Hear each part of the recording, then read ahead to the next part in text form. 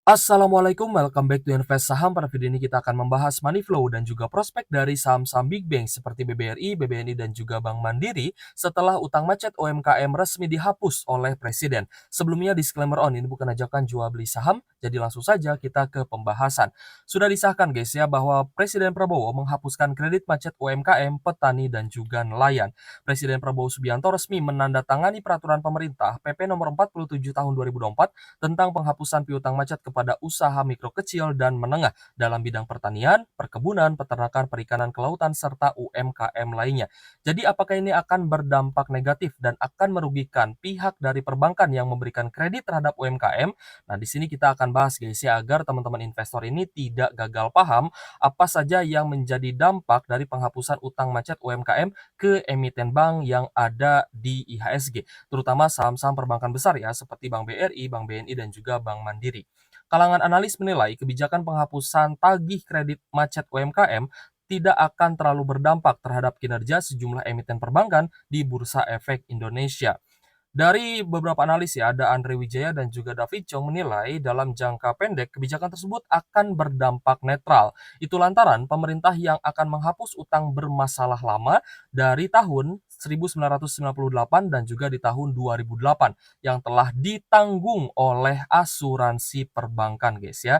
Nah, jadi memang ada beberapa hutang yang bermasalah ya ketika di tahun krisis ekonomi, yaitu di 1998 dan juga di tahun 2008, yang tentunya pinjaman yang macet ini sudah ditanggung guys oleh asuransi perbankan guys ya. So, saya rasa memang tidak akan ada dampak yang negatif ya terhadap emiten-emiten perbankan, terutama perbankan besar di IHSG.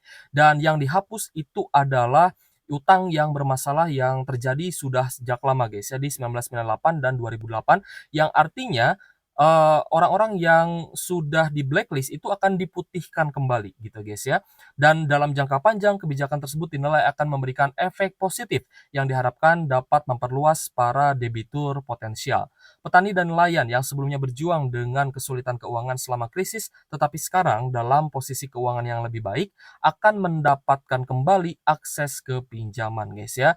Dan memang kita melihat tidak semua utang UMKM itu akan dihapuskan ya. Kembali lagi, ini adalah pemutihan blacklist ya, lebih ke arah sana guys. Dan utang-utang yang macet memang ini sudah ditanggung ya oleh asuransi perbankan. So, KUR tidak masuk ya terhadap kredit UMKM yang bisa diputihkan. Alasannya simpel, karena kredit usaha rakyat atau KUR ini pinjaman yang tidak menggunakan agunan. Ini adalah kredit yang tidak menggunakan jaminan guys ya. Dan kalau misalkan teman-teman lihat, banyak sekali ya orang-orang yang macet kreditnya itu juga banyak disita agunannya, banyak disita tanahnya, banyak disita rumahnya, yaitu adalah sebagai jaminannya. Dan memang jaminan itu adalah nilainya lebih besar dibandingkan kredit yang diberikan. Jadi sebenarnya perusahaan perbankan itu tidak akan mengalami kerugian yang signifikan, dan bahkan ini menjadi hal yang positif untuk kinerja kedepannya emiten perbankan besar guys ya. Tapi banyak juga investor yang masih gagal paham atau salah menafsirkan bahwa oh, karena penghapusan kredit macet UMKM ini akan berdampak buruk nih ke BBRI, akan berdampak buruk nih ke BBNI dan juga ke Bank Mandiri ya. Saham-saham big banks akan anjlok atau bahkan sudah anjlok ini karena peraturan pemerintah yang sudah disahkan oleh Presiden Prabowo Subianto. Nah, ini adalah gagal paham yang memang tersebar luas guys ya di kalangan para investor ya, terutama investor retail. Dan kalau misalkan kita lihat ya, dan ini pun sebenarnya sempat kita bahas juga ya beberapa waktu lalu, di mana di bulan November ketika ada penurunan pun kita tidak kaget lagi ya, karena memang probabilitas kenaikan IHSG di bulan November itu sangat kecil. Jadi apapun penyebabnya pasti saham-saham big banks itu akan turun guys ya. Dan kalau menurut saya sih simpelnya ya, ketika IHSG turun, baik apapun alasannya, ada Trump trade ya guys ya, dan ada, apapun itulah ya alasan-alasannya seperti yang tadi sudah kita sebutkan guys ya, ada sentimen negatif yang katanya dengan penghapusan utang yang bermasalah itu akan berdampak negatif dan merugikan emiten perbankan. Pada kenyataannya tidak seperti itu. Dan ketika kita melihat guys ya secara lebih detail lagi, yang menyebabkan, IHSG turun, saham-saham big banks turun, ya adalah outflow gitu ya. Outflow ini bisa terjadi apapun alasannya. baik itu ada Trump trade ya guys ya, ataupun ada, investasi lain yang mungkin lebih menggiurkan ya, seperti kripto, Bitcoin, ya mungkin, investor asingnya pindah ke sana, ya it's okay. Ya memang itu karena alasan, mereka tersendiri guys ya, dan memang akan terjadi outflow. Apapun alasannya, itu akan terjadi outflow di bulan November. Nah, jadi sampai kapan dan kira-kira kapan nih kita mulai membeli saham-saham big banks ini? Jadi di bulan November ini ya, untuk probabilitas kenaikan IHSG di bulan November ini cenderung merah dan rendah ya, 38% saja. Dan di bulan November IHSG juga sudah turun 4%, jadi kita masih akan lihat IHSG berpotensi turun ya di bulan November ini, dan jika terus turun bahkan sampai awal Desember pun, ya kita tidak kaget lagi. Bahkan kita mungkin ya sudah mempersiapkan strategi dan juga amunisi untuk kembali averaging down dan membeli saham big banks di harga yang terdiskon. Terutama saham-saham big banks yang mungkin ya belum kita pegang, seperti itu. Jadi untuk BBRI hari ini semakin turun 1,33% di Rp4.460 per saham. Nah, di fase-fase seperti ini ya, seperti di sell in Mei tahun ini, ya di sell in Mei yang sudah kita lalui bareng-bareng gitu ya, pasti banyak investor yang sudah males gitu ya mantengin market, "Ah, saya males lah mantengin market, ya lebih baik saya liburan aja, lebih baik saya healing," gitu ya. It's okay guys, nggak masalah. Teman-teman, ketika kalian sudah pegang saham bagus di harga murah, apalagi sahamnya terdiskon gitu ya, dan juga sahamnya rutin bagi dividen, ya teman-teman tidak pantau pun tidak masalah sebenarnya ya, buy and hold saja. Invest jangka panjang saja, minimal ya teman-teman hold sampai window dressing, minimal teman-teman hold sampai nanti pemangkasan suku bunga ya di di tanggal 20 November 2024, dan setidaknya teman-teman juga bisa dapat uang tunggu berupa dividen, dan biasanya memang di musim pembagian dividen akan banyak sekali saham-saham yang mengalami kenaikan. So, di sini kita akan melakukan analisa juga guys ya. Yang pertama adalah BBRI ini kinerjanya masih oke. Teman-teman bisa lihat ya di fitur Qstatnya Stockbit Sekuritas, yang mana ini akan diupdate secara real time, dan teman-teman juga bisa mengakses fitur-fitur yang lengkap yang ada di Stockbit dengan mendownload dan juga mendaftar dengan link yang ada di kolom deskripsi. Dan memang menurut saya pribadi ini adalah aplikasi saham terbaik yang bisa kita gunakan untuk investasi maupun juga untuk trading guys ya. Karena biasanya rumor-rumor itu akan cepat beredar guys di stream Stockbit Sekuritas ya, seperti itu. Jadi kinerja BBRI ini di kuartal 3 itu tidak turun guys ya, tidak turun. Jadi kalau menurut saya sih ya di fase deflasi sekalipun kinerja BBRI ternyata masih bisa naik. Ya tadi kita lihat labanya naik kan ya secara year on year dari 14,5 triliun menjadi 15,3 triliun guys, seperti itu. So, kita melihat bahwa, BBRI memang turun itu dikarenakan outflow ya, apapun alasannya ya memang outflow yang terjadi.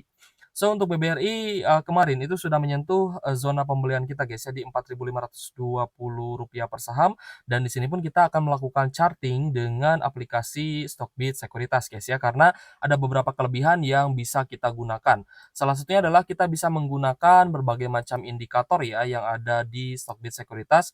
Misalkan kita bisa menggunakan super trend dan juga moving average, lalu kita juga bisa menggunakan foreign flow underlay, ya di mana ketika foreign flow underlay-nya ini terus turun dan belum ada tanda-tanda pembalikan arah, maka artinya investor asing ini masih cenderung distribusi atau net sell.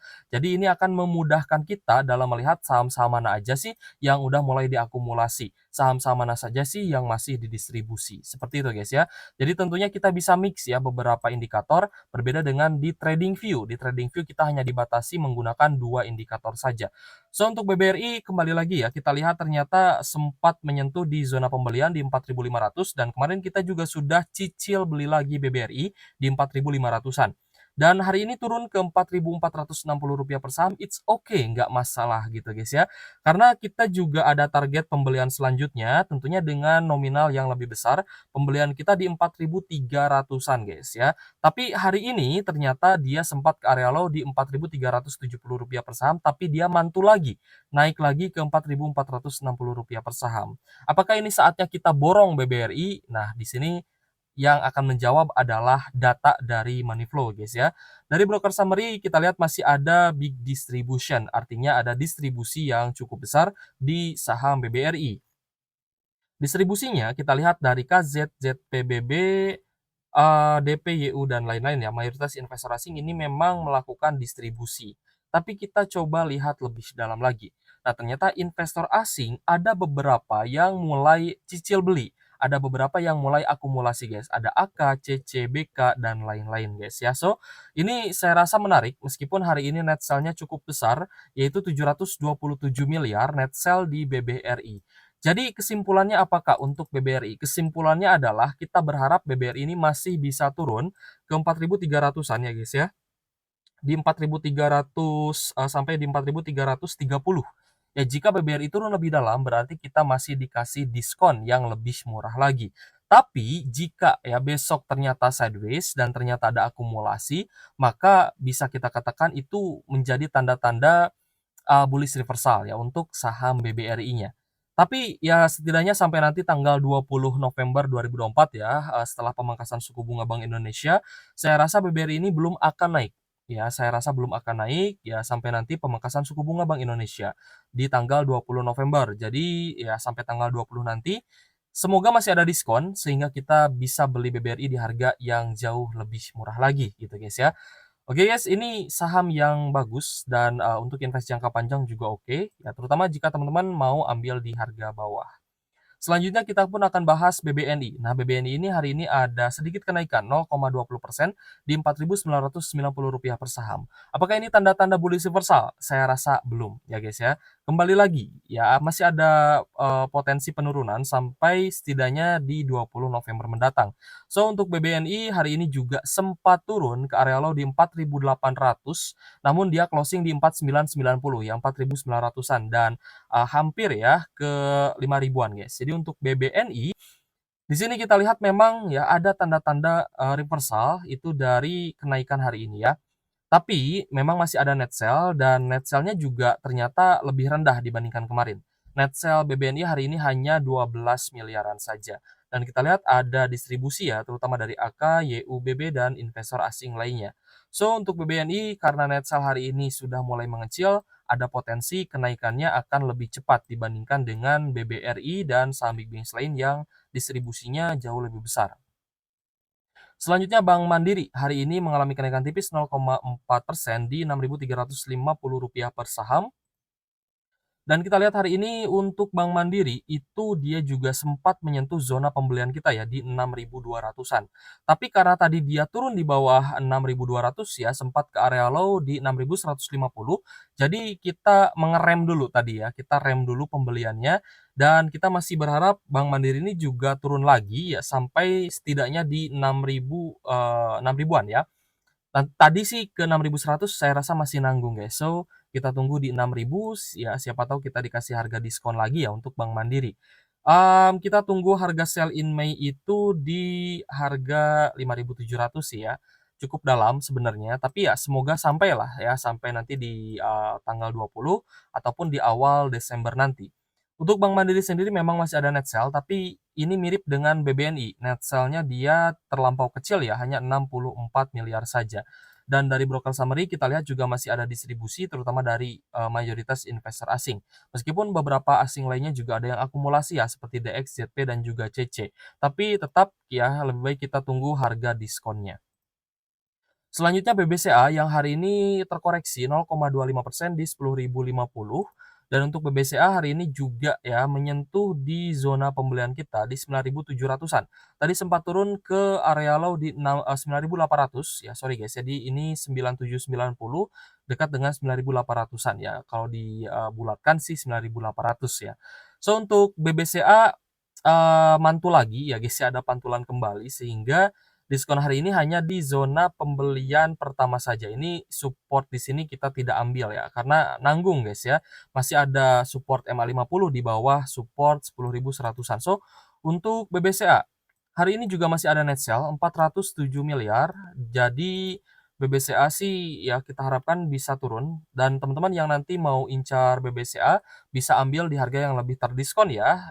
Semoga bisa turun sampai di 9.500-an.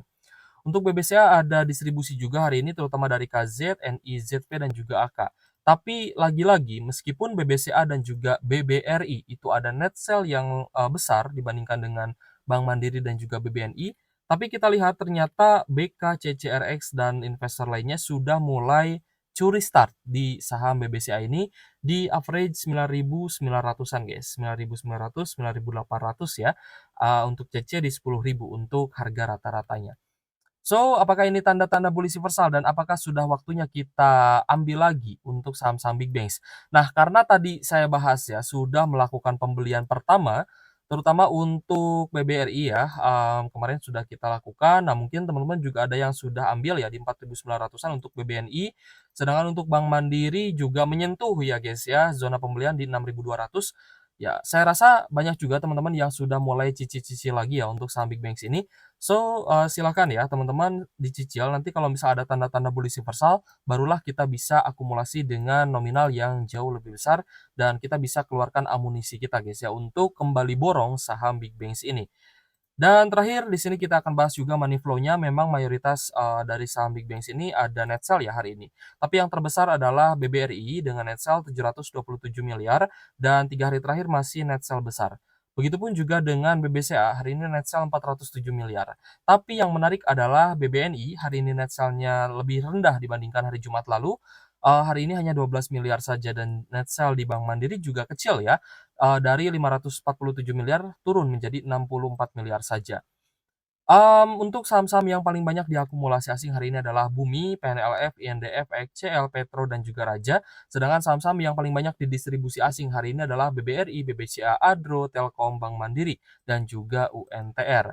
Nah, jadi clear ya, penghapusan kredit macet UMKM ini tentunya akan berdampak positif untuk saham-saham big banks, bukan malah berdampak negatif. Karena kembali lagi, ya, kredit macet yang dihapus oleh presiden kita itu sudah diasuransikan, sudah di-backup ya guys ya oleh asuransi perbankan, sehingga tidak akan menimbulkan kerugian terhadap, laporan keuangan dan juga kinerja saham-saham perbankan besar.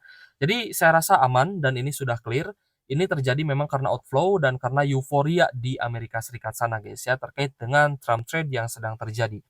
Oke guys, sekali lagi, jika teman-teman ingin menggunakan fitur-fitur lengkap yang ada di Stockbase Sekuritas, teman-teman silakan mendaftar dan juga mendownload ya dengan link yang ada di kolom deskripsi. Terima kasih sudah menonton dan semoga video ini bermanfaat untuk teman-teman. Thank you for watching. See you on the next video. Wassalamualaikum warahmatullahi wabarakatuh.